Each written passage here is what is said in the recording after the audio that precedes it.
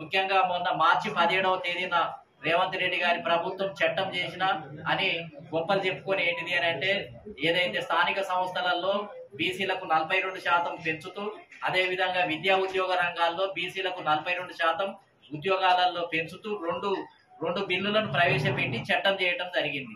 మరి చట్టం చేసినాక నీ బాధ్యత ఏంటిది? దాన్ని జీవో తీసుకొని వచ్చి అమలు చేయాలి. ఆ రోజు నుంచే అమలు చేయాలి. నేను 42% ఇంప్లిమెంట్ చేయబోతున్నాను అని అమలు చేయాలి. విద్యా ఉద్యోగ రంగాల్లో కూడా నేను 42% బీసీలకు ఇవ్వబోతున్నాను అని జీవో జారీ చేయాలి. కానీ జీవో జారీ చేయడం లేదు.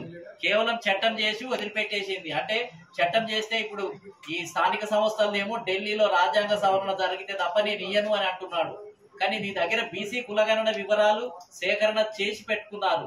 కోర్టులకు ఎవరన్నా వెళ్తే బీసీల కులగణన వివరాలను కోర్టుకు సమర్పిస్తే ఈ 42% చెల్లుబాటు అవుతుంది స్థానిక సంస్థలలో.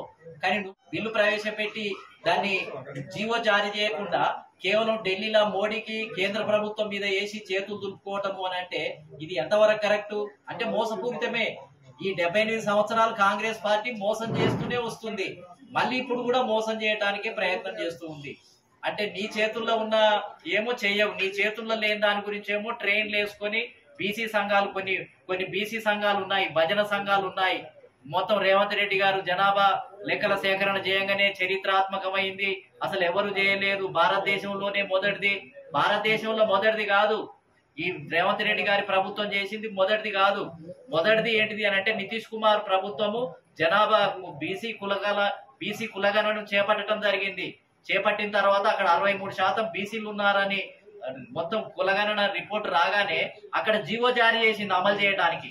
కానీ ఇక్కడ జీవో జారీ చేయటం లేదు. ఇది రెండవ ప్రభుత్వమే. ఇంకా ముందు చెప్పాలి అని అంటే కేసీఆర్ 2014లో సమగ్ర సర్వే తీసుకురావడం జరిగింది. దాంట్లో మొత్తం లెక్కలు ఉన్నాయి, కులగణనకు సంబంధించిన వివరాలు అన్ని ఉన్నాయి. ఒక రకంగా చెప్పాలి అని అంటే మొదటి కులగణన కేసీఆర్ ప్రభుత్వం చేసిందే.